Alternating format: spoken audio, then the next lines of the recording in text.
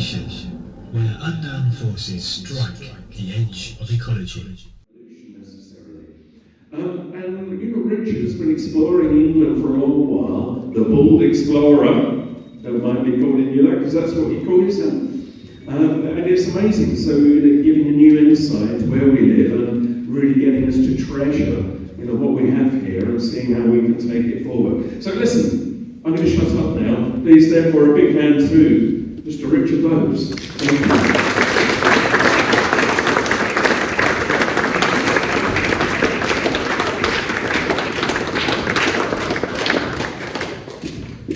Gin ready.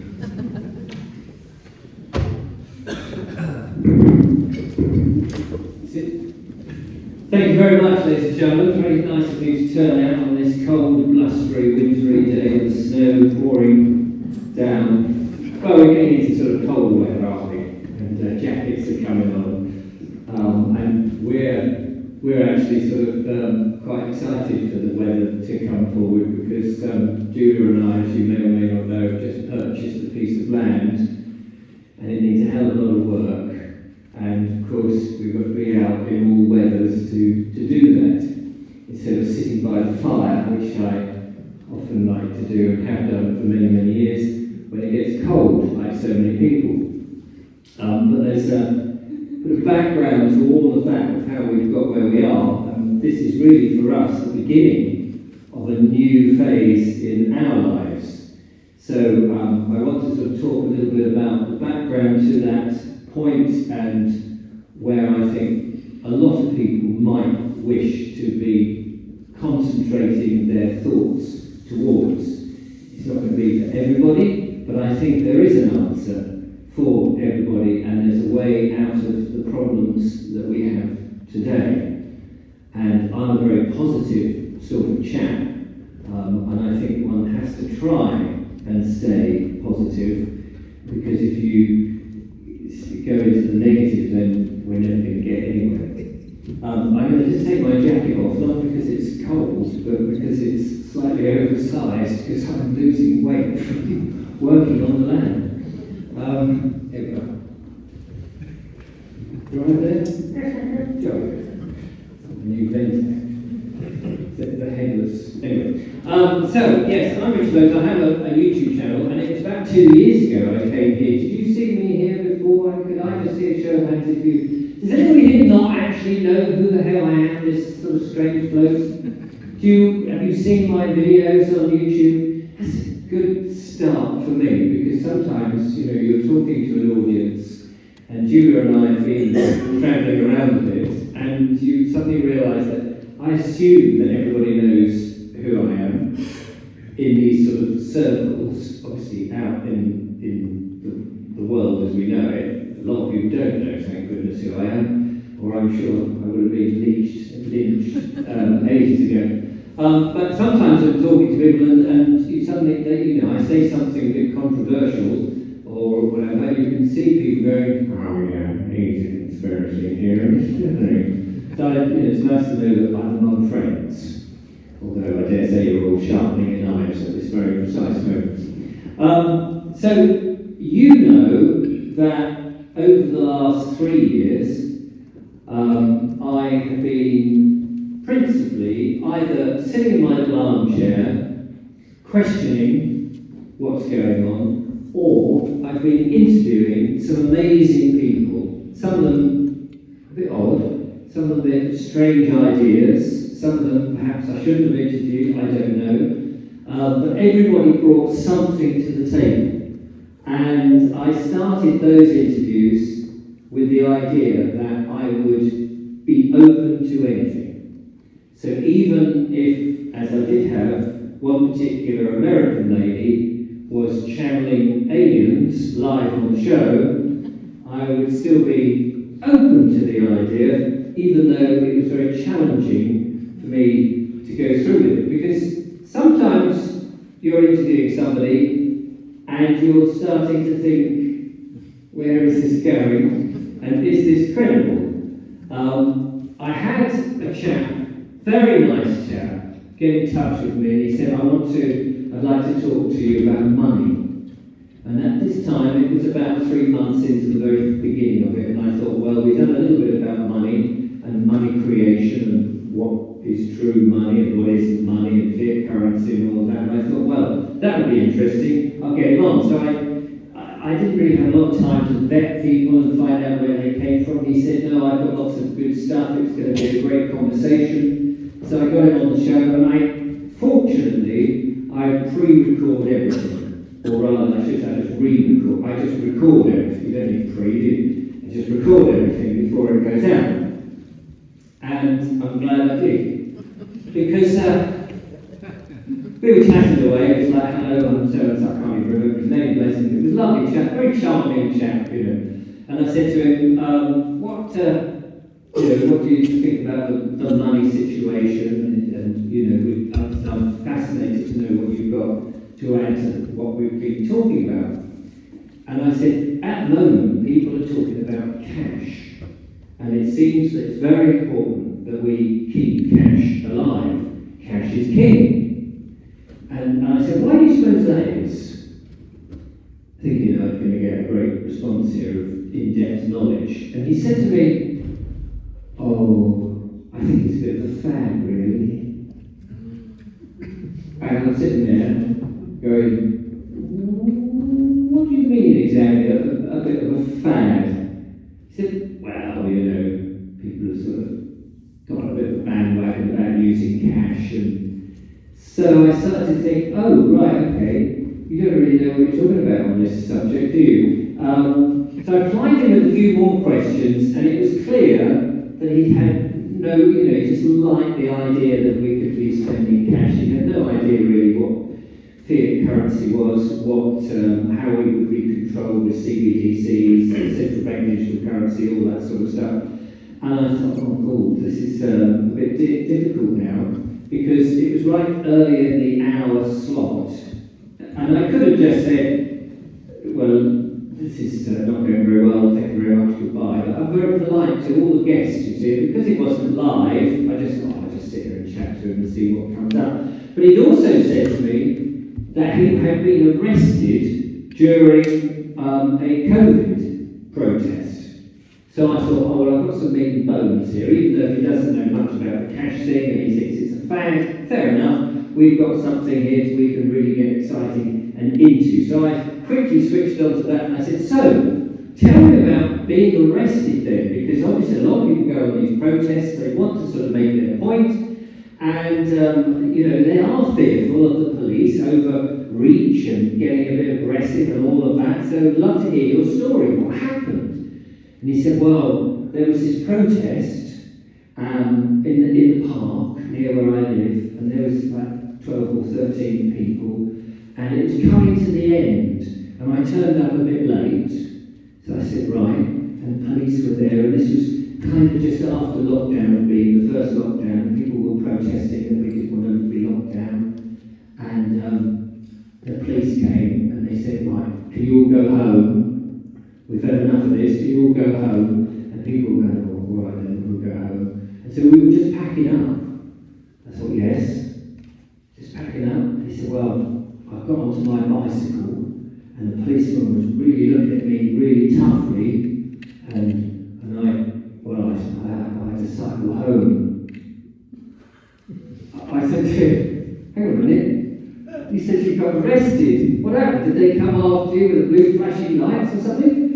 He said, no, it kind of felt like I'd been arrested. It was very intimidating with the police telling me to go home. So I said, oh, so in other words, you weren't slammed into a black Mariah and taken into a cell and, you know, given a third degree. Oh, no, nothing like that. And I just realised then, you know, at that point, this was not going to go out. I couldn't put it out for not only my reputation of having a guest that really knew nothing about it, but also I didn't want him to have the flack that was likely to come as a result of actually being a bit of a damn squib. So every now and again, I used to get these odd guests who, and I never swear in public as much as I can help it. Sometimes, you know, behind the scenes, whatever, we all might cuss a little bit, some more than others. And because of that, that, I rarely had anyone come on the show and swear, apart from once. Mostly they say, I suppose I can't swear on your channel then, can I? I said, no, not really. Well, it's up to you. I mean, I won't be swearing because I don't know who's watching and I don't want to offend anybody. And it's easier to be more descriptive with other words rather than just being a bit base. Oh, yeah, all right. And so people, it's like getting them to pull their socks up a bit and sort of go, okay, if you want to have a moan about something, use some interesting words. That's what the dictionary's for, and that's why we all supposedly went to school. Oh no, it was brainwashing, that's right, I forgot about that. Very easy to forget, why we went to school. So I have had some people who've been a bit awkward, but overall, I would listen and think about what people have said after the show. And very often, people would say, why did you have so-and-so? Or, what he says is complete rubbish. And people are very, very quick to jump to all sorts of conclusions or tell me how to run my channel. And often I just think to myself, I used to try and argue back, but there's no point, just let them, don't give them the air of publicity. I would just say, well, I wouldn't say anything, but in the past you might say, well, why don't you get your own channel and debate that, you're very welcome to disagree with me. I don't mind anyone disagreeing with me, just to be agreeable in the process. Anyway, so that's, so I'm waffling here a little bit because you already know these sort of things that I'm doing. And after 3 years of doing this, the first sort of bit was understanding what's going on, and I'm sure we've all done that. We've all gone down the rabbit holes, and we've all realised, oh blimey, we're all going to die. They're after us, the mysterious them, whoever they are, the tops of the pyramids, the Freemasons, the dark Satanists, the people who are sucking the blood and everything out of the children, the ectochrome, not ectochrome, whatever it's called, you're more awake than I am. All of this stuff, it's them, they're controlling us. And so there was a lot of fear in the first sort of year when I was going down all this and understanding all these different things of how my entire life had been a complete and utter lie. And then I started to think, why am I respouting all of this to the audience? Although that was what gave me the traction. As soon as you start telling people, by the way, did you know you're all going to die from an agonising death and it will only be tomorrow? You've only got 24 hours to live. It's a bit like the old Russ Abbott joke. Do you remember the Russ Abbott joke with the surgeon? And he comes in and he says, I've got some bad news and some very bad news. And the patient sitting there says, well, what's the bad news? He says, you've only got 24 hours to live. What's the very bad news? Should have told you yesterday. Anyway, so I was it's not my jokes, Russ Abbott.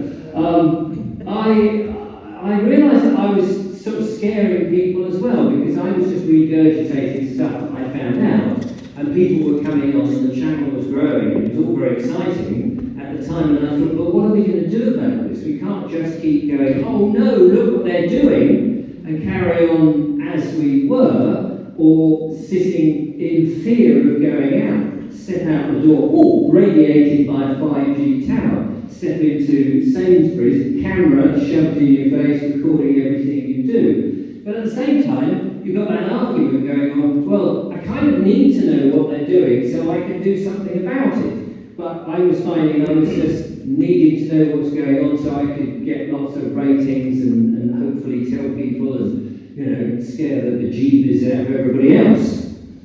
But then I realised, hang on a second, that's we do need to do that. We need to sort of understand what it is, but we also need to come to that conclusion, what do we do? So then I started to find that a lot of my guests were solutions-based, and I would then start to try and talk about the solutions and cogitate those in my daily monologues and think about, well, should we do this and should we do that, and maybe we ought to be doing this, and how do we build a new world, and this system is broken, and what should we do?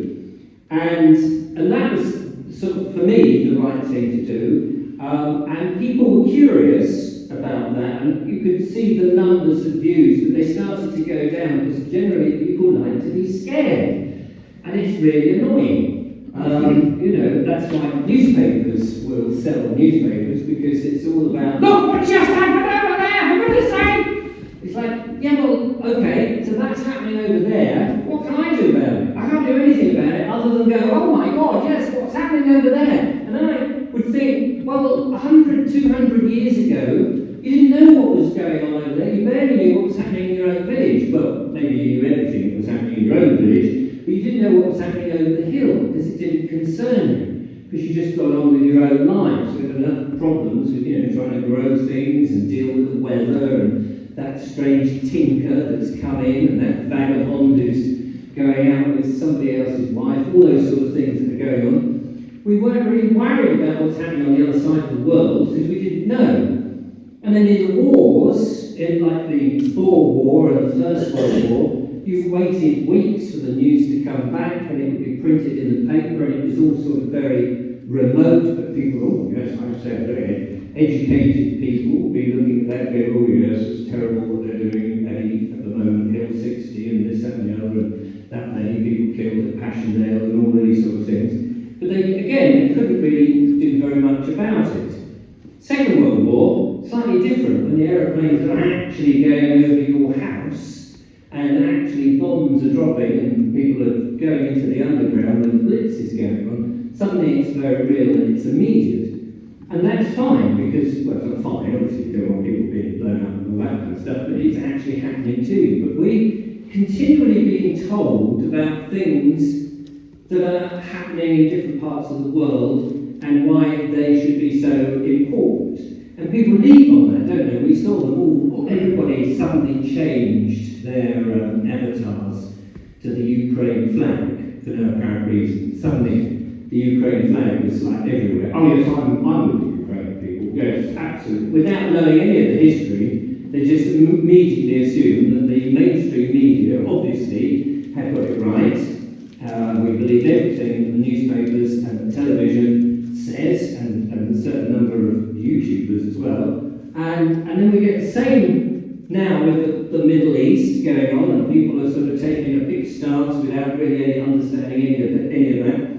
And we're getting all these sort of people arguing and, you know, fisticuffs and Facebook this and all that kind of stuff going on. And I just think, standing there going, I don't really know the true arguments or the true history and all of this, and I don't really know where I can actually get reliable information anymore about something that's happening over there.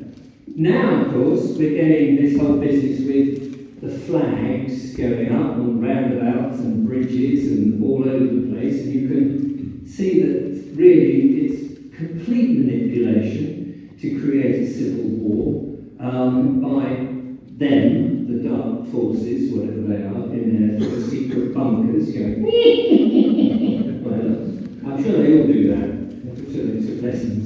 And, you know, got nasty faces. It's all that Necticrone, what was it called?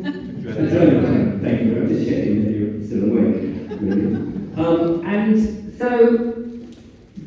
but when you talk about the solutions and you say, look, let's not focus on all of that, let's focus on us and building a new world and trying to work out how we can, perhaps if the system is not working properly, how can we make it work a bit better and do something. And people are sort of like, yeah, no, that's good in principle, but, you know, I don't want, look at that over there again. And people are just not that interested in the solutions to things or changing the way it is. And one of the problems, of course, is convenience. And I've said this at many talks, I think the thing that started the convenience problem was the TV remote control. Because one time you used to have to sit on your chair or your sofa, whatever it was, and the TV remote control, when I was a kid, it was like, 5 or 6, that was me. Dad would be going, I'll turn it over to the other channel, so there are 2 channels, Go on then, Richard, and I'll get the runner, you know, on the UHF. Do you remember the tuning in thing? Because you're all old, aren't you? Like me. You tune it all in, and sometimes you have to move the aerial because you had cross-channel interference, but French TV was suddenly coming in. Oh, blimey, what's that? Oh, that was interesting. Oh, sorry, Dad, I just put it back. But the TV remote control, for me, was the beginning of that. I know you don't have to get up and do anything. You can just go click, so you can say much longer on that sofa, looking at a screen.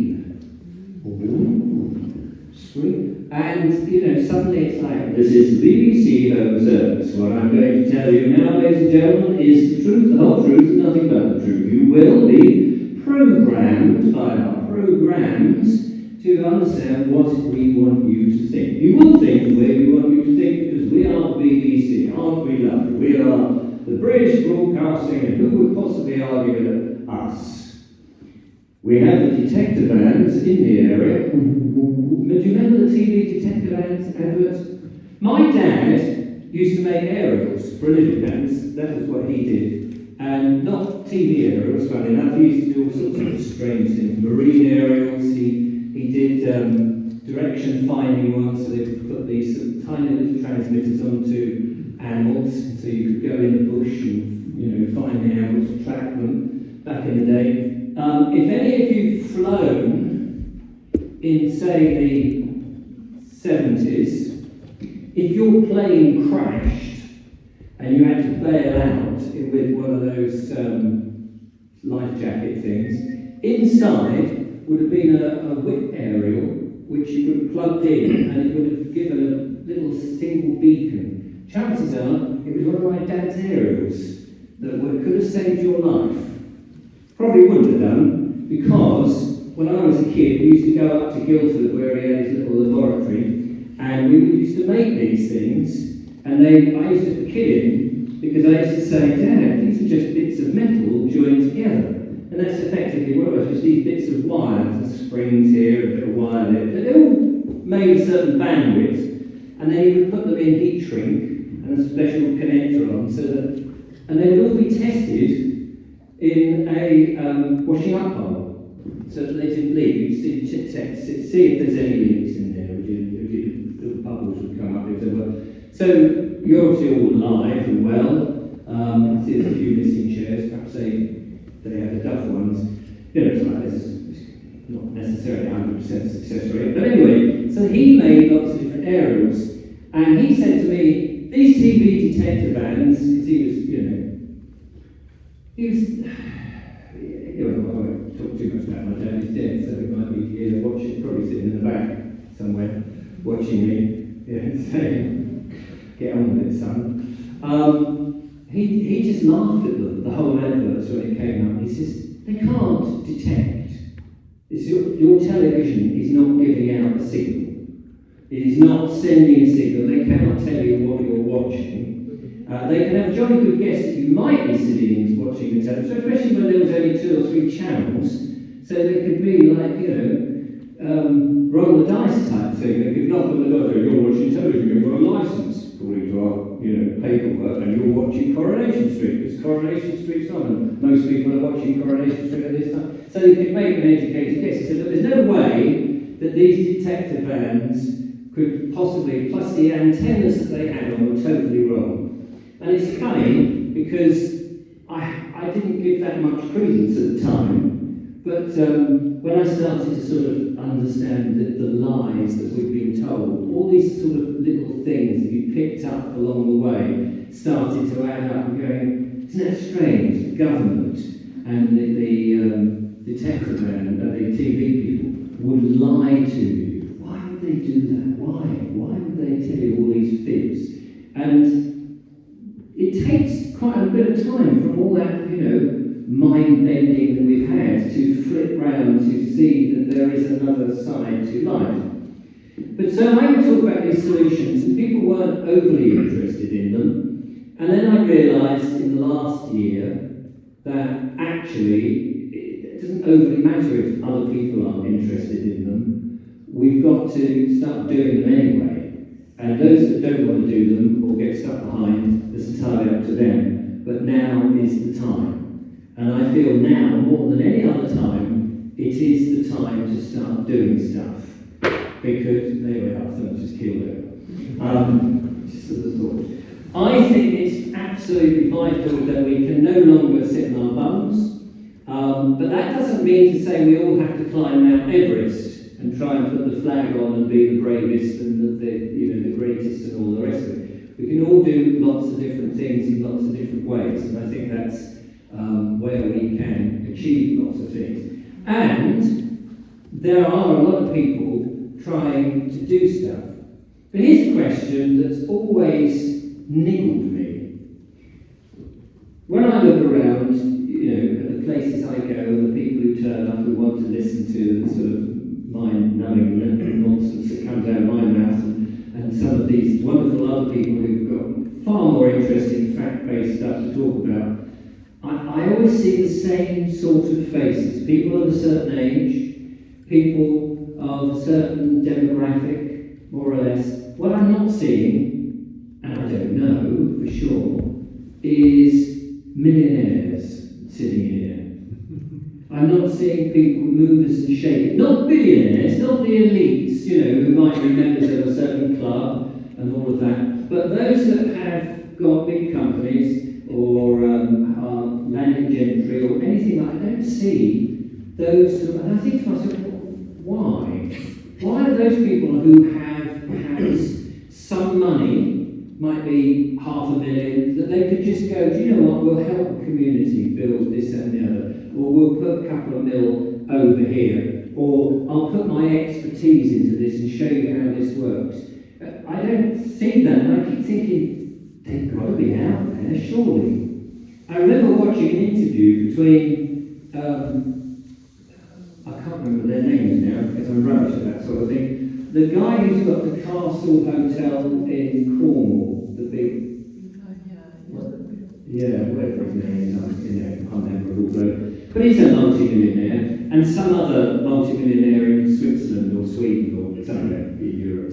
And they were chatting about how frustrated they were that no one was really doing something about the vaccine, when the vaccine rolled out in this video I was watching, because they said, the thing is, there's loads of us in his bracket, his sort of finance bracket, who have sons and daughters who have taken the vaccine and have been harmed. And I thought, when I saw that, I thought, brilliant. Not brilliant for the people who've been harmed, obviously, clearly nobody wants that, but that there is a sort of a middle tier of people. They're not the Bill Gates and all those up there who are like, oh yeah, look at those poor pathetic creatures. And they're not down here where we are, sort of, the earth people, the people guts and, freedom, and shutting our fists in the air and standing up and down and trying to make noise, or falling asleep and talk like me. There's those people who don't get involved in this sort of stuff. Where are they and what are they doing? And are they that worried and have they set up things? Or are they just protecting themselves? I don't know the answer, but I often think about that. I think, surely there is some people who've got very clever brains who know people who are taking the piss up there and fleecing everybody and all the rest of it, and have morals. They've not yet, they've made money, but they've not yet lost their morals or their ethics. Or maybe they just don't exist. Maybe as soon as you make £1 million and you're just continually making money, it just comes in, you've lost all your ethics and morals, and you just don't care about, the important people of life, us, the people who really care what happens to our mums and dads and wives and girlfriends and kids and the next generation. And we can't just throw money at it, but we can throw our heartfelt spirit at it. And maybe they don't matter. Maybe their money is unimportant, or maybe nobody wants to listen to them anyway. I don't know. But I always think, where are they? Because you just don't see them. So now is the time to really start doing things. And talking about it is okay, but it needs to be more than talk. And I thought, from Julia and I's perspective, we needed to do two things. One, we need to actually show that we mean business, and so we bought this piece of land, and you can follow our exploits on the English Couple, which is the YouTube channel we've chosen to do it on. It's the only one that's monetized, so very sensible solution there. Because my main channel, with 270,000 subscribers or whatever, gets no money whatsoever. And hasn't done for about a year now, so I'm living on fumes. And then we sort of bought this land. It's all a bit mad, really. But I feel that's what we want to do, is inspire people to say, look, everybody that we've said we're doing this has said the same thing. Oh, it's hard, Richard. It's very hard. Yes, growing your own food, being on the land, it's very hard. It's only as hard as you make it, Richard. So we don't think that as hard as you make it. People have said that to us, and you just go, okay, why are you making that big point? It's hard. Yeah, we kind of figured it might be hard. It's not like sitting in front of the telly watching the dancing programme. I don't have a telly, so I don't know what goes on in the programmes now. The Bruce games, and he's dead now, isn't he? But the ballroom dancing thing turned into something a bit less nice. Yeah, they keep saying it's very hard, and it is hard. I'm not going to say it's not hard. Today, we knew we had to come here, so we couldn't have a full day. We have our piece of land that's an hour away from our house, and we have to drive there with a van full of all the stuff, because we don't leave anything there in case anybody comes on and nicks it all. So we have to come away with all the clobber, spades and things, knives and forks and spoons and spills. And we're building a little workshop. We're trying to get the roof on. So it's up the ladder. We didn't have a ladder, so we had to make a ladder. So we made a ladder out of wood. We climbed up there and we're screwing these bits of wood on to make the roof. And God knows what it's going to come out like. But you'll be able to watch it because we're filming it all. And you can laugh your socks off. But the idea really is to say, look, we don't care, but we're going to have the effort, we're going to do it. So many people, I think, we've got to that world where everything's got to be perfect. If it's not, this is the way of doing it. There was a comment that we saw on, I think, the second video that we put out of us, and they said, this chap said, I almost feel I want to write and tell these guys how to do it properly, but I respect my privacy, so I won't. And I thought, well, how do you know what's proper? It's what's right for you. For us, as complete novices, we are starting a journey in which we are going to make mistakes. And the thing is, I think if you know you're going to make mistakes, and it's going to be a cock-up, and things might go wrong, and you might lose a bit of money here, or a whole load of money there, or you're going to get soaking wet, or nothing grows, or whatever. I'm not saying that I want to manifest that.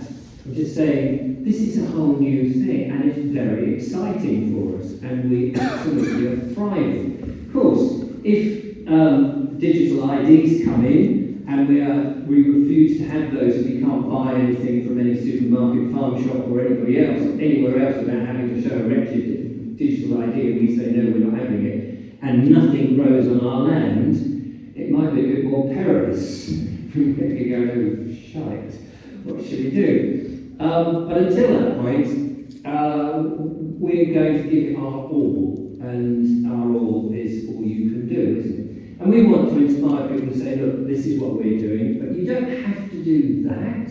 You don't have to do what we're doing. We're sort of showing off what knowledge we haven't got, as it were. The other thing that a lot of people are talking about is community, building communities.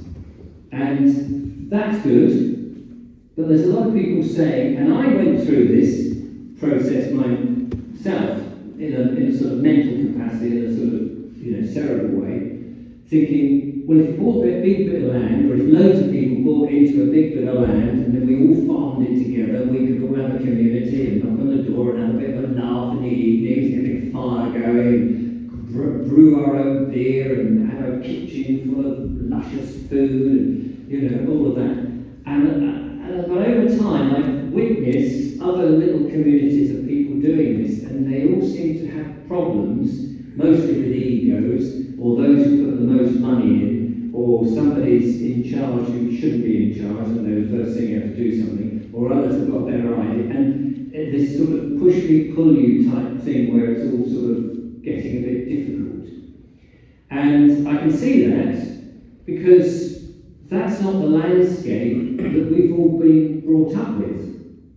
We've always been brought up with hierarchy of some description. We see that in corporate businesses, of course, the hierarchy of there's you, there's in a call centre, not necessarily you guys, you're probably more retired from that, but the young people are out there on the call centre selling some rubbish that nobody really needs or is important in life, like insurance, things like that.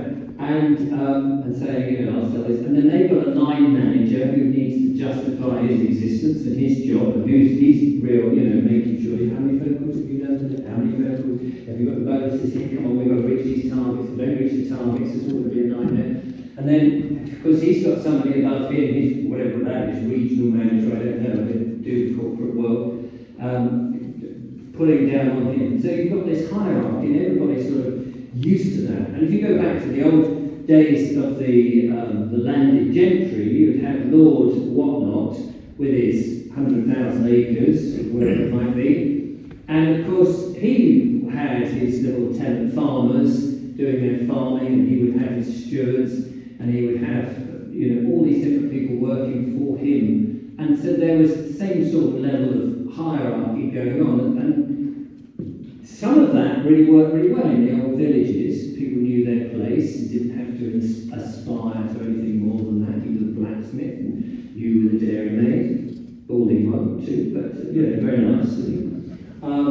And or whatever, and everybody did their thing, and everybody knew each other's business. And so for us to go from what we do now straight into a community, I think is a bit of a funny thing. However, I think we do need that sense of community.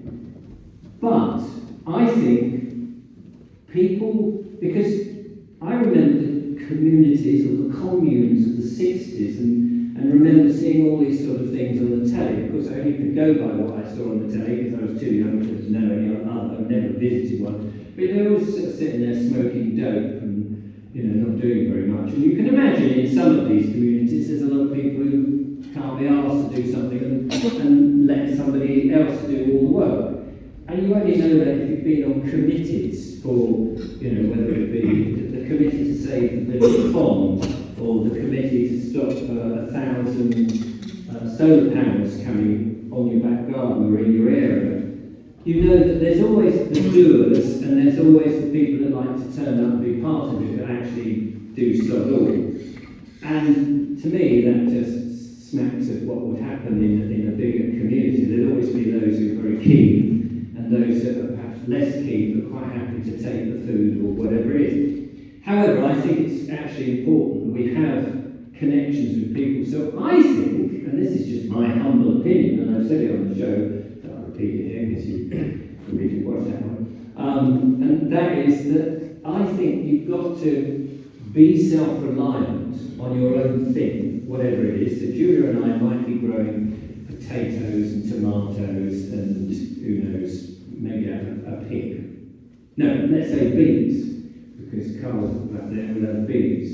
Is it Carl? Yeah, there you go. See, just checking the old grey matter's still working.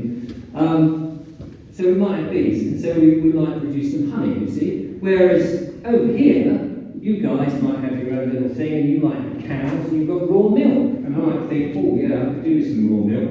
Would you like some honey? No, I know you're secret honey. Oh, all right, then what about potato? Yes. But I think we can have a community network so that we can network with each other. Therefore, we're all having to put the work in to do our own thing. There's no slacking, in other words, because if you slack, you don't get anything. But you can still have that community, you can still meet up, you can still have your raves, or whatever it is people want to do, and you can still meet up and have drinks and all of that, and bring your stuff to a market point. But you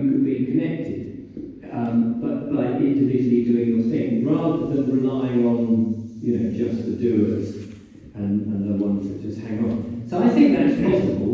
So in other words, not everyone's got to get a bit of land, because Julia and I are building a cabin, well, it's a workshop, and it's not, we haven't gone to Travis Perkins or Wicks, well, we haven't gone to Wicks, I like that. We haven't gone and got all our stuff from a commercial outlet. We're quite lucky, we've got these Christmas trees. That sounds a bit weird, but in 1997 on the land, the original chap who bought the land, who subsequently sold it to a friend, and then we got it via his friend, he planted Christmas trees, but he never harvested them. So they're now like 50 feet tall. Straight as a die, some of them a bit wobbly, straight as a die, more or less, and it's effectively pine. And they're up there like this, and there's a couple of hundred of them, and some of them are like telegraph poles, but some of them are a little bit less than telegraph poles. So we looked at those, and we thought, we could use those. So we built a little polytunnel. It's not really any more than a greenhouse, really, because we were testing the system. So we hacked them down with an axe. I've never felled a tree in my life. I've probably felled about 25 now. It's great fun. And I love trees, by the way. We don't do it to the deciduous trees. These are just these Christmas trees. It's fir trees. And they've got to go anyway, because we want a field that we can grow our own little crops. We want 3 little fields with 3 little crops and crop rotation, all this sort of stuff down the line. Anyway, they had to come out, so we knocked them down, and we watched a bush. What is it? Oh, she's just disappeared. One of these bushcraft videos of these, they go off to the woods, usually in America or Norway or somewhere where there's loads of these trees, and they hack these trees down and start to build like in the old sort of Neolithic style with lots of wood and all that kind of stuff. So we watched them, and they did all this tree bark debarking, took all the bark off the trees. We thought, oh, that's what we do. So we chopped our trees down, we debarked them, which takes a bit of a while, with a billhook, which is a tool used. I'm saying it because, kids have no notion you say billhook and have no notion what you're talking about. And they have no notion of anything, apart from, say, Minecraft or some computer game. Anyway, so we've done that, we debarked them, and we built this smallish polytunnel. We didn't have any glass. We knew glass wasn't going to fit because it's also wonky, and it's only about this sort of high, and somewhere up there. And then we've used some willow to create the arch, and we put 2 bits of willow and tied them together with twine, and then a big piece of plastic, or 2 sheets of plastic over there, buried in the ground with earth. And there are winds. People go, oh no, wind, no, won't be there. Nobody won't be there in the morning, Richard. Won't be there. It's been there for 3 months. So far. And it gets warm in there. And the great thing was, we're in this field, there's this bit of plastic and there's this bit of pine and willow over there. And then it pisses down the rain, and we're in this field with nowhere else to go, and we've got shelter. And we've got our sandwiches in there, and cups of tea and coffee and cooking. And I can tell you, it is the most thrilling thing you've ever done. Well, from us. It is, your own bit of land, you're sitting in there, getting soaked, if you go there, but if you're staying here, and this tiny little thing going, we did this. We did it. We didn't go to, somebody else to get them to come in and do it, pay a contractor. We didn't get anybody to, just come in and do things. We had a friend of ours said, oh, what you need there is a very big barn, massive great big barn, you put all your tractors and all this stuff in there, keep it dry. And I understand what it means. We don't have tractors and things like that. It's just Julia and I and a few hand tools. We have got a couple of factory operated, drills. And I've got a generator now. I can use a jigsaw in the middle of a field, powered like that. But that's about it. It's not a massive generator. It's just a suitcase thing. But we've never done anything like that before, and it's just a joy. And you suddenly realise you don't need much. in this life. You don't need these trinkets that everybody, you know. I'm 62, yeah, 62, and I feel like I'm 22, maybe 32. Not necessarily in the mornings. I feel like I'm 92 in the mornings, getting up here and all the muscles are aching. But I'm getting used to it.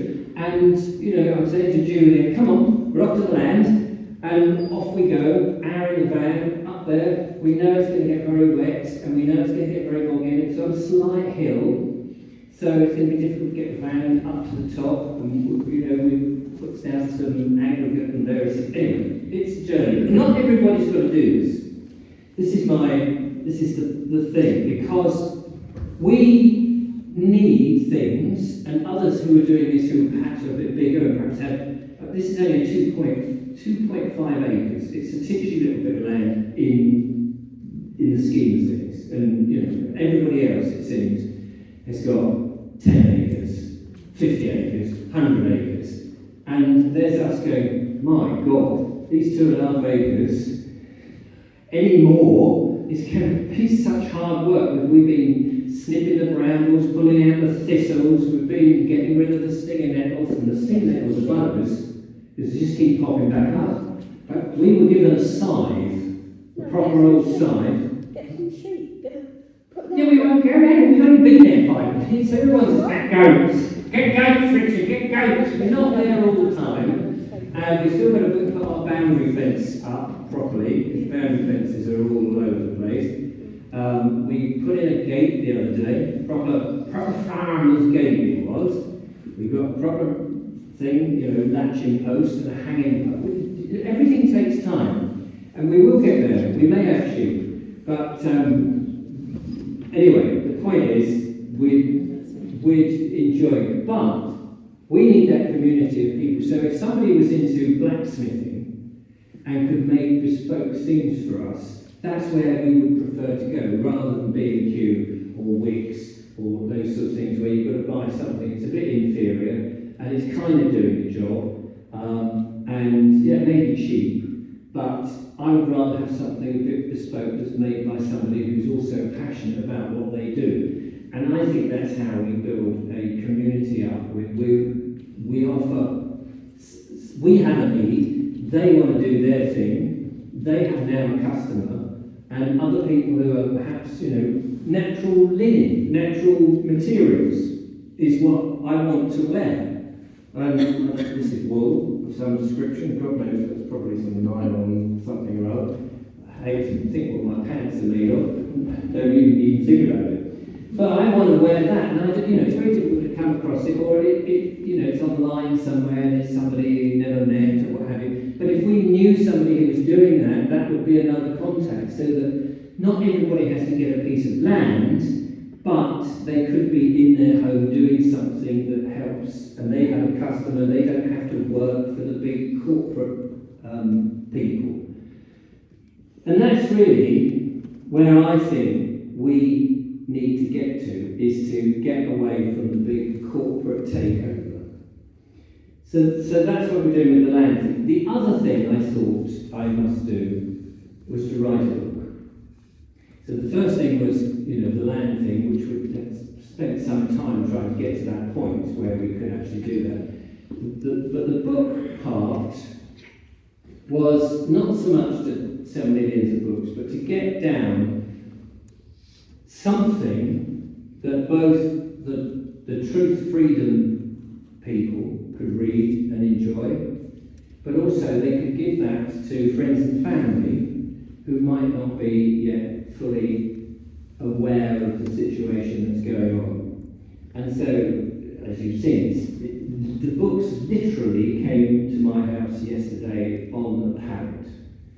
Now, writing a book is no mean thing, it's taken a year, and it's a story. And I know a few people have very kindly purchased the book. I don't want to sort of give too much away, but I want to tell you a little bit about it, because I think if one town, not one small town, not Michael Tellinger's thing, but if one town did what happens in Biggleswick, then I think we get out of the nonsense we're in. Of course, whether that will ever happen or not is probably, pigs are flying in the sky because there's so many. But the reason it has to be a small town is you need a number of things in place that we used to have. We used to have a local paper. And in the old days, the local paper was before the internet, and people used to find out what was going on. Where was the jungle zone? It was, in the local paper. What's going on in the town hall? We used to have those things where people would come to places like this, and I know we have got them tonight, but it used to be a regular thing where there would be debating societies and people would be chatting. There used to be youth centres where the kids had somewhere to go and play and muck about and get up to pranks, and boys would meet girls and girls would meet boys, and there were only two genders back in those days. Remember that? Before they discovered the 1,000,001 different genders that just suddenly popped out of the ground and infected people. It's a bit mad. And I thought, okay, so we used to have radio stations. Now I used to make corporate videos. I used to be an entertainer, that was my early thing. I used to juggle and unicycle and do mime and robotics and juggle fire and lie on a bed of nails and various things, ride unicycles. And then I lost my eye, and that took 4 years because I had a bug that was in the cornea. I had 3 cornea transplants, a biopsy first, and 3 cornea transplants which were stitched on, one of which the stitches came off, which was very painful, I can tell you. And I had to live for 4 years with the curtains shut. I was on my own with 3 kids who I took to school, could barely drive, shouldn't have been driving because I could barely open my eyes. Anyway, had all that issue, got very upset, got depressed, as you do, and then I had my eye removed, and I realised I couldn't entertain during that time, so I could do stuff behind the camera because I've always had this fascination of making films. And earlier I had a kids' TV series, which was a minor thing, and I worked out how TV companies are complete utter snide bastards, but we'll leave that aside for another day. And I just lost my train of thought there. Hang on a minute. Choo-choo, coming through. Come back in a second. So I had a tough time. So I started to make corporate videos because I had to make some money. That was what it was getting to. And one of my clients was Global Radio, who made Heart FM and Capital Radio. And does anybody here work for Heart FM? Anybody for Global Radio? They are complete utter bastards. Complete utter, they have no heart whatsoever. It's a corporate thing. And do you know what they did, along with some other big multinationals? The heart of the community was your local paper and your local radio station. And the local, the breakfast show would come from the hairdressers or from the bakers. And there would be all these sort of silly little games and offers that you could do. You'd come in and you'd be on the radio, hello mum, and you'd get, free fun. And it was all about local community, local people, and everything. Well, what happened? I was asked to come in and make videos, not about the radio station, but to interview the people who advertised on the radio station to say how marvellous advertising on radio is. And of course, these local radio stations needed advertising revenue. You needed the advertisers to say, come to Clive's Hairdressing, get your hair cut, 3 snips for £2, 4 snips for £5 on your radio station. So it needed people to, to advertise on the radio, which is absolutely fine. But what they were doing, so I was filming, we would go to all these people's premises and filming these people saying, oh yeah, the best thing about advertising on the radio is the drip feed of getting my company's name into the community. It's really very important. The drip feed, you completely repeat the same message, it goes in subliminally, it's almost like brainwashing. And I learned a lot about advertising by filming all these people who were talking about the Drip feed, why is it that Coca-Cola still needs to advertise because they still want you to be top of mind? All these stupid expressions. Anyway, so I was filming these things, and the idea was that you would invite local businesses to a hotel, big plush hotel, get them all in a room like this, and then the radio station would sell the advertising, and they would give them a discount if they signed up for a year. And then you said, don't take our word for it, and then on the big screen, up would come my video of all these people going, the Drip feed, top of mind, very important on the radio.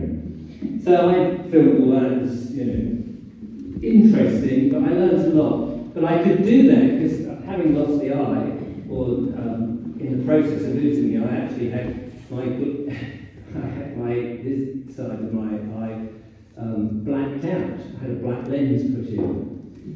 So that you couldn't see the Gary eye because it was rather grim, but I could still do all that. And one bloke said, "Oh, I've seen, is that like, the lens of a camera? Is that how you can sort of see it, when you're picturing how to film?"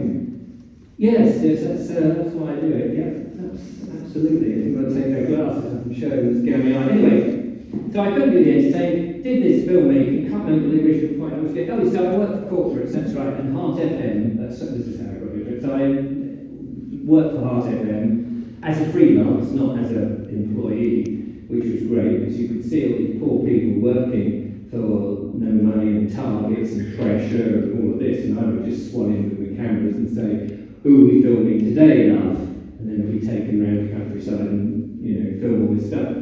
But Heart FM and these other companies, they started to buy up these smaller radio stations and amalgamate them. They would sack, same old story, the local disc jockeys who used to work there, and then they would have radio automation software and things like this. So now they did barely anything. They had a simple script, and they all sound the same. If ever you drive around the countryside, they've all got the same sort of southern accent, mostly, and they all sound the same. And one DJ is doing 5 or 6 stations, and he's just sort of going, yes, this is the Devonshire radio now, because the regions are so flipping big, so and he'll do that one, and then the next minute the adverts are playing there, or music's on there, but he's now actually switches a switch, and he's now broadcasting to a different section of the society. And so the radio local radio, no longer was local at all. It was just commercial. That's why they call them, they're commercial stations. They're not local radio, but commercial stations. Because they sell those commercials, and that's all it is. They put it, barely anybody's there at the radio these days, apart from the people who are selling the advertising space and trying to bleed as much money out of people so you can get all that. But in the old days, the point I'm trying to make is in the old days, you had a community that was served by your local paper and the radio. And people knew. And in the book, the story that unfolds, I made this point that what happened was, people got sidetracked to wanting to know what was going on over there globally, and actually found what was happening parochially was not of any interest. That actually we're more interested in what's happening on the other side of the world, or in a big city up north, than we are in our own towns.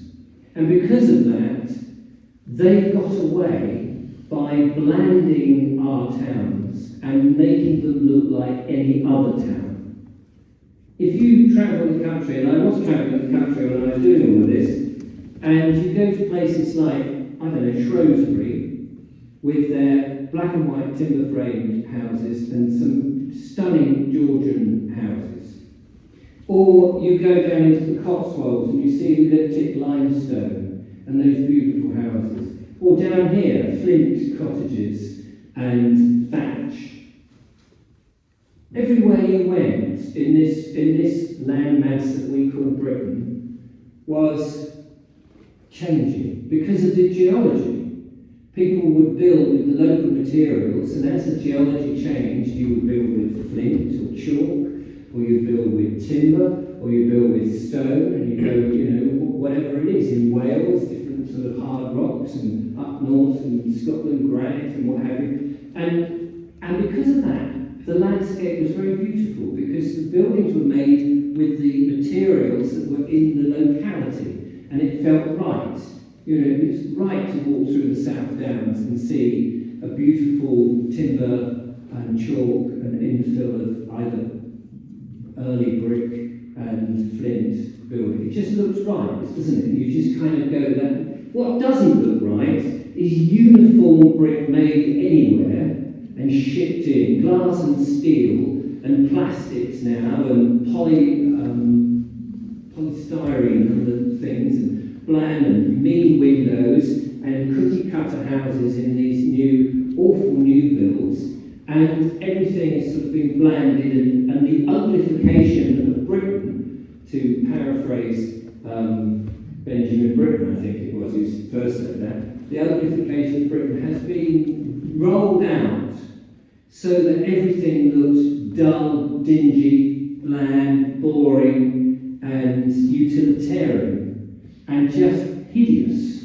And the inspiring, enterprising, fun buildings of the past have just, you know, and it's all like, oh, it's too expensive these days, isn't it? It's too expensive to make that window's bigger and nice, bigger, and a bit of festoon up here and all of this. And you think, no, what you're doing is, if your environment is boring and dull, it brings you down. It takes the vibration of people down.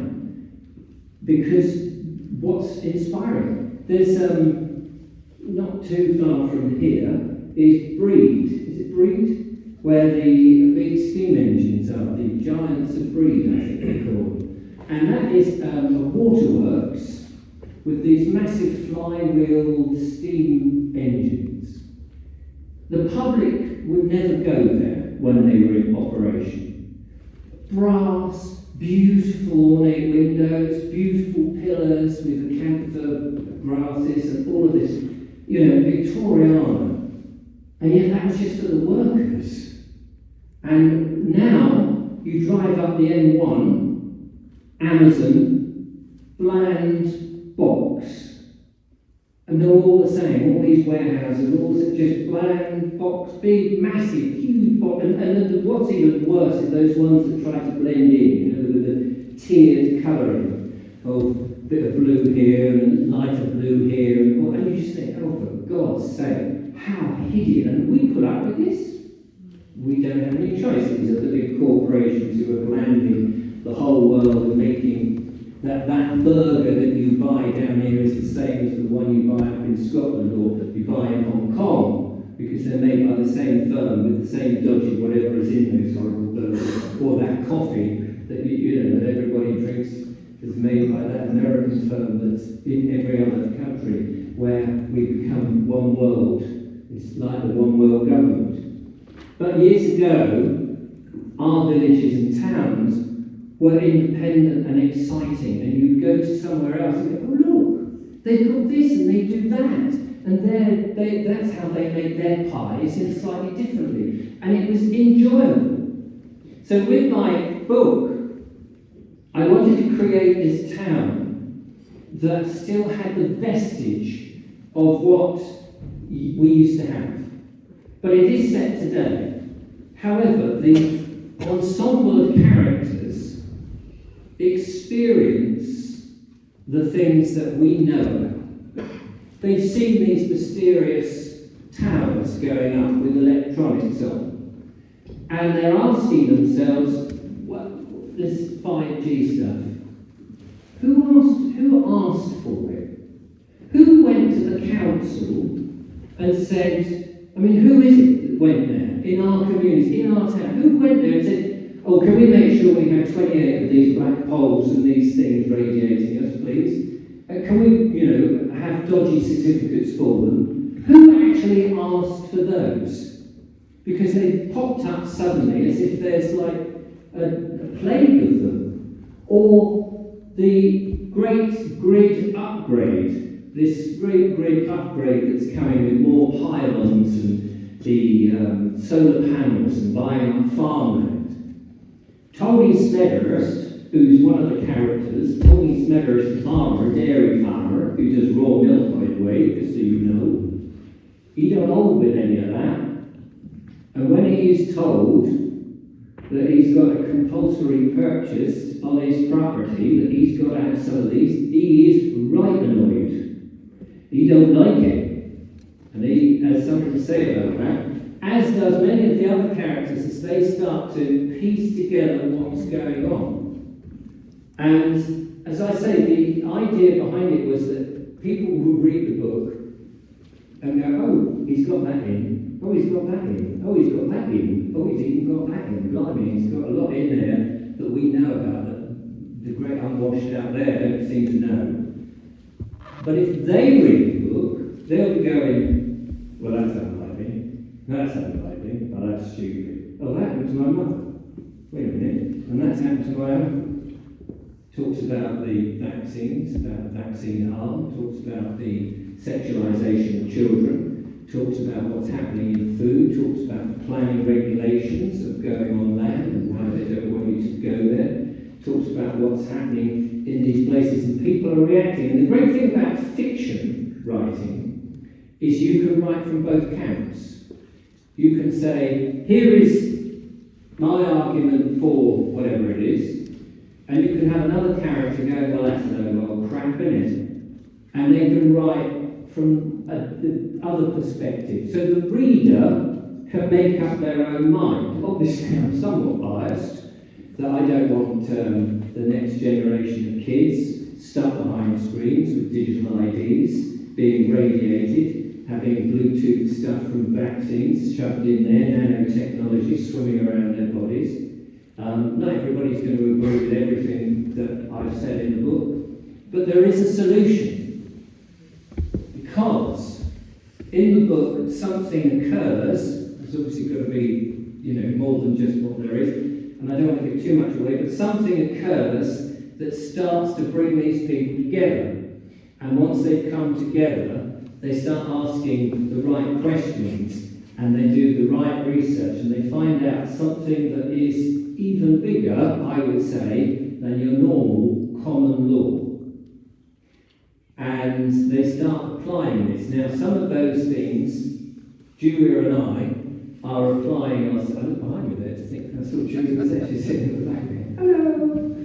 Hello! We are actually using, and we know people who do this, and it does seem to work. So there's all of that's in the book. And I don't want to do too much of a spoiler, but the biggest thing that we can do is to realise who and what we are. And we are distracted, left, right and centre. We've all mostly gone to school, and we've all been told that the birth certificate name has something to do with us.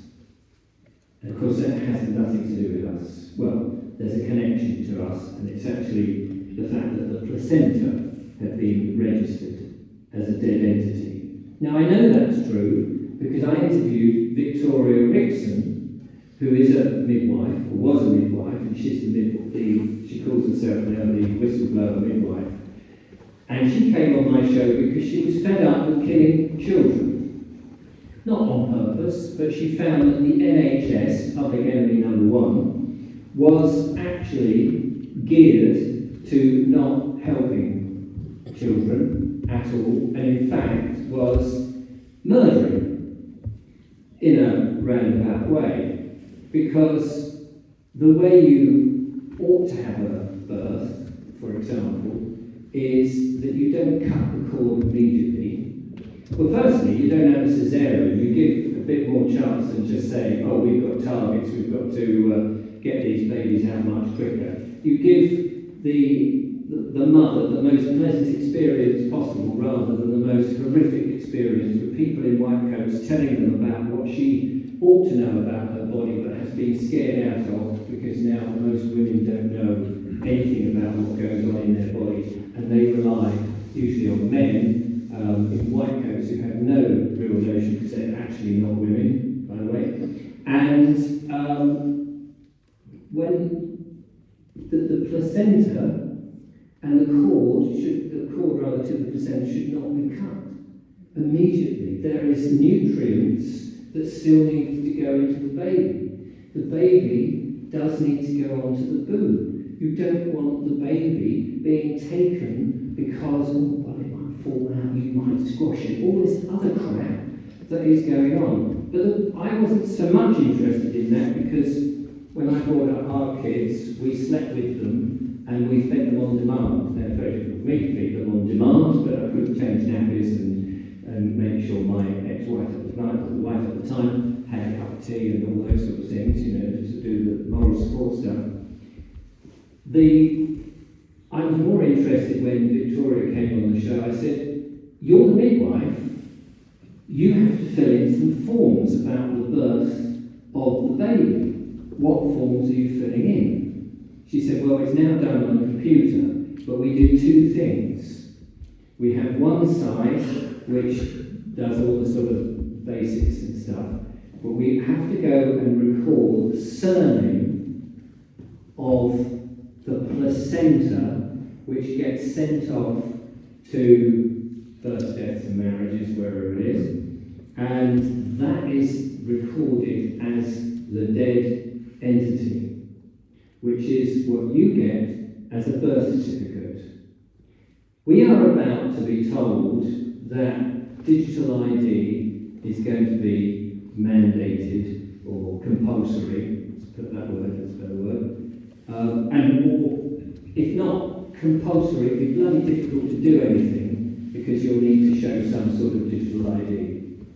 My question is, how can they identify you if you can't already identify yourself? Because you can't. Your birth certificate does not identify you. It says on it, I have to paraphrase the words because I forget it's in my book, but it says on it that this certificate cannot be used as evidence of identity. If that's the case, why is it that we need a birth certificate to get a passport, to get a bank account, to get a utility bill? Why does it all come back to a document which it says on it that you can't use this as proof of identity to who you are? Because you can't use it as proof of identity because it is not you.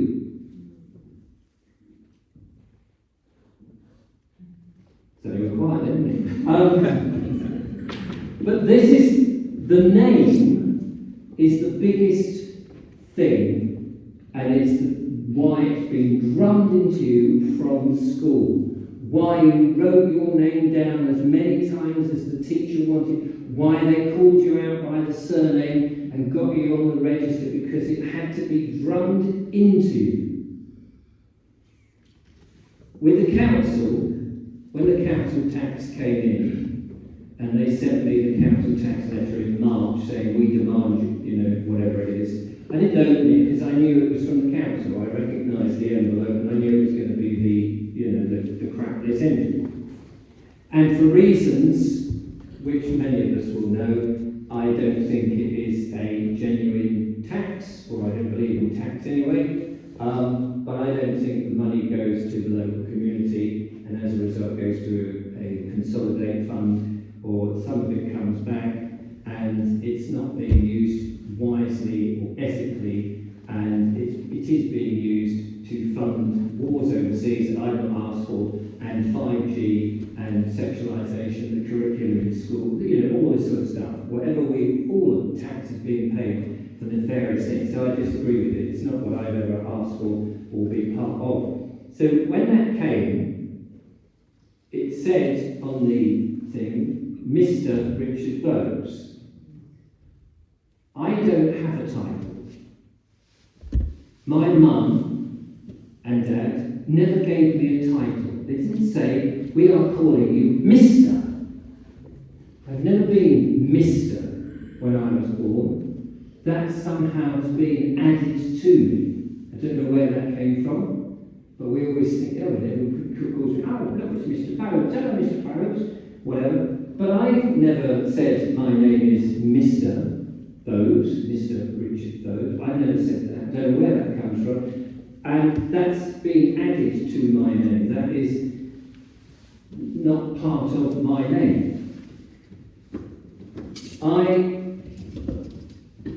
The birth certificate gives me a name, which, as I said, we've all been drummed into. But when this thing came back, I sent it back in another envelope, and I just put this: to whom it may concern. This letter arrived at my place, and I don't know who you're writing to, but if you're writing to me, my Christian name is Richard. Because that's really what my mum and dad said I was. Richard. That was the name they wished. And I'm happy to accept that name, Richard, as not so much a name, but just something that if somebody calls that to me, I will respond to it, because it's really just a noise. It's just a sound that we can fortunately turn into letters. But I'm happy to respond to Richard. Because it's, we've all got to be responding to something, otherwise, God in the Bible only names one person, doesn't he? He names man Adam. And in fact, really, if you're a God-fearing person, we're all Adam, because that's the only name that God ever gives anybody, is Adam. But of course, that's no good if we all called each other. We wouldn't know each other from Adam. Interesting phrase. So I'm happy to be Richard, so I sent that off to them. Well, it was interesting because I had nothing come back as a result of that. Other people are doing the common law stuff, and they're getting all sorts of arguments, and some of them are ending up in court. I had nothing. I had no more demands. I had no summonses to the court. I had no liability order, and I had no bailiffs at the door. And as has been told, 10 days. Did you say that? Yeah. Sorry, I can't see anything. These glasses are rubbish.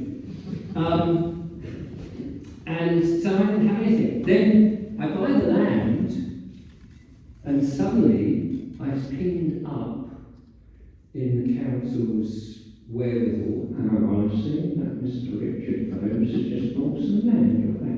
Well, you can now say we know who lives at this house. Because they could not contract with me, and so they had to leave me alone, because I said, look, I'm Richard, that's me, I'm not this name, so I don't know who that is. To me, whenever I get anything that says to Mr. Richard Vokes, I look at it, and as far as I'm concerned, it says Mickey Mouse or Sherlock Holmes. It's not to me.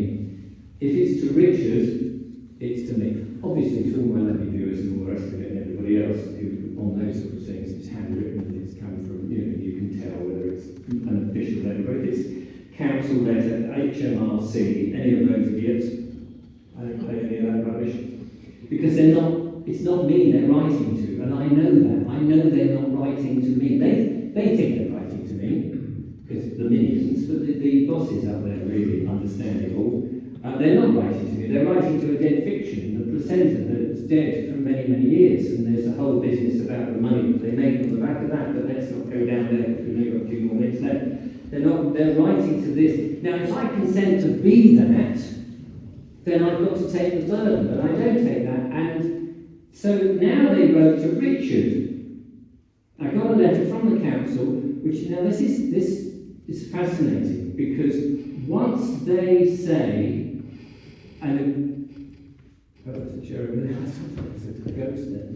once they say that they agree that your name, your Christian name, is what they're going to call you, they can no longer add anything to you. because that would be fraud, because that would be changing what you've agreed. They can't do that. That's by their rules. I'm not in their rules, but that's their rules. So you can always hold them to account. However, they wrote to Richard and they said, we are addressing you as Richard, as that's what you requested. And we've noticed that in the, you bought a piece of land, and that's how you're actually calling yourself Mr. Richard Vokes, and you bought this bit of land registry, And I have a friend called Clive Edwards, who's on the circuit, and he's on the money. We're learning from him, so this isn't, none of this is mine. I don't accept any knowledge. This is from him, but it's bloody good, and it's working because he evidences it. So they said they're addressing me as Richard. Well, when you address somebody, you're adding something. My name is Richard. You don't need to address it, add it up, add anything or whatever. And I didn't request that. I just told them that. If you request something, that's me then being subservient and going, oh, would you mind? Could you do that? No, it's a requirement. If the council are talking to me, it's a requirement that they address me by my Christian name. That's it, because that's my name. Don't give me this Mr. Don't give me a title. I never asked for a title. I'm not known as a title. The name is the most important thing that you can do. And I get people emailing me saying, here's a letter I just sent to so-and-so, here's a letter, and they sign themselves off as Mr. Fred Blogs or whatever, and you go, it's still in the system. So, the Biggleswick book is a story, but all these things, these truth bombs, are in it. And you have to, I'm not saying everything's going to work straight away. You have to be very convicted on what you believe to be true. I know I am not what's on the birth certificate. I've seen the evidence for myself. It tells me that's not me. I know that a piece of paper, which is a label, is not the thing. The thing is the thing. I'm the thing. The name is a label. It's not me. I know I'm not just skin and bone. I know that there's something else that looks out through this one working eye, that this hand can touch and feel. And they are stuck because they've had to wrap the world in this fake world in order to do this commerce and lie to us and do these things. So my sort of gift, if you like, to the world is to try and get the knowledge as I understand it, and again, it's only my opinion, and say, look, within the story, this is what they do, and this is how they get out of it. There will be a follow-up, which will be something like, they took to the land. Now, not all of them go off to the land in the book, but some of them decide that's what's important to grow things.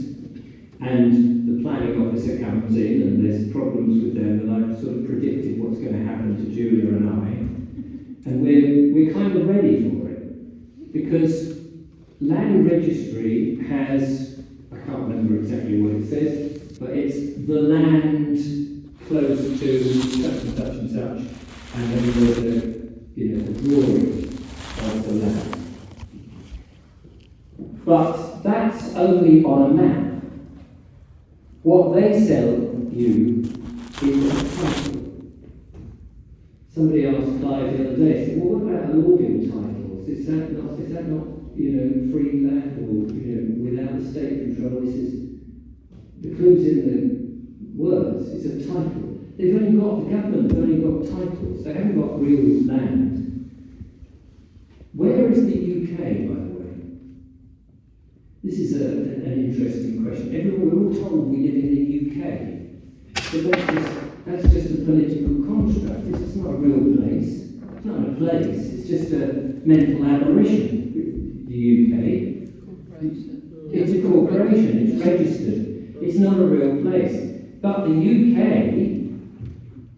has all these rules and regulations called legislation. And there's millions of them. And if you break them, you have to pay for it.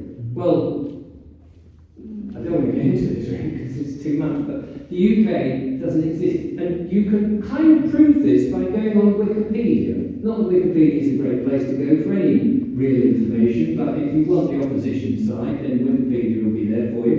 They'll tell you Richard Bones is a right-wing nut, whatever. But look on Wikipedia about the UK and see what it says. More particularly, what is it showing you? It will show you what will it show you? It will show you what's this theme thing? An anthem. It will give you, there's an anthem apparently. The United Kingdom has some sort of anthem, some music. It has a flag of some description, which is great, and there's a picture of it on a map. What it doesn't show you are rolling hills, trees, real things that are growing, because it can't, because there isn't anything real, because it is a political construct. It doesn't actually, it only exists because we call it that. Now they'll say, oh, but it's a mixture of all these other countries that come together. But then even countries are really, somebody's phone ring. Is it Paul? That's right. So it might be my agent saying, can you sell some more books? Even the countries are sort of, they're just sort of delineations. The one thing that we know is this island that we're all sitting on, this landmass that for a long time has been called Britain. It's been called many different things, Albion and various other things, but Britain is one thing we can call it. If you look at Britain on Wikipedia, it actually shows you, well, it shows you a satellite picture of the land, but because it's a satellite picture, it's actually showing you a real thing. And there's a huge difference between what is real and what we think is real. The UK is not real. Your address, I'll wrap this up because I know we've got to go. Your address, most people live at number 21 Acacia Avenue, BN 13 1WX or whatever. That is a plot on a map. That's not where you live. You actually live in a house, down the road, by an oak tree, just after the post office, or some such physical place. That is a real place. So when the council turn up, and they will, at our place, this land that's been put on the map that says, land to the rear of blah blah blah on this map, that's not where we live.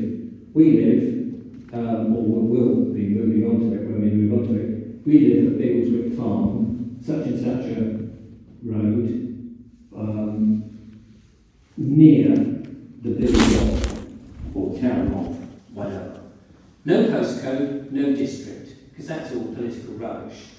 I've changed my house, I've got rid of the number, because they think I live at whatever it is, 24 Acacia Avenue, but I've taken the number off and I put my own name on the house, got rid of the number. I don't use the postcode. Whenever I write to these nutters, the Attorney General and all the others, the council, I always write from what I've called my house, because what I've called my house is my name for the place.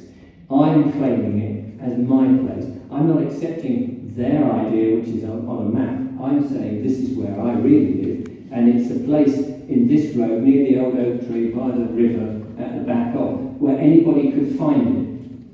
Of course, I have to use the nominal stuff for getting Amazon deliveries and all that sort of crap. But the name is the most, we need to grab back what's real. That's really the story behind Biggleswick, is grabbing back what's real, setting up communities of real people doing real things. And I hope that some of that might have enticed you to find out a little bit more. And I'd just like to say, for those of you who've been watching the videos over the last 3 years, without the comments, without the views, without the interviewed people, without you lot, I couldn't have done what I've done and hopefully inspired anybody else. So I would like to thank you guys rather than you thank me. So thank you very much. Thank you.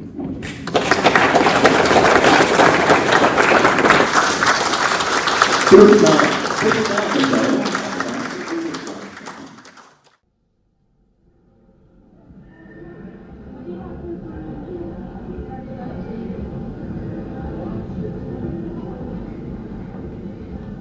The information where unknown forces strike the edge of ecology.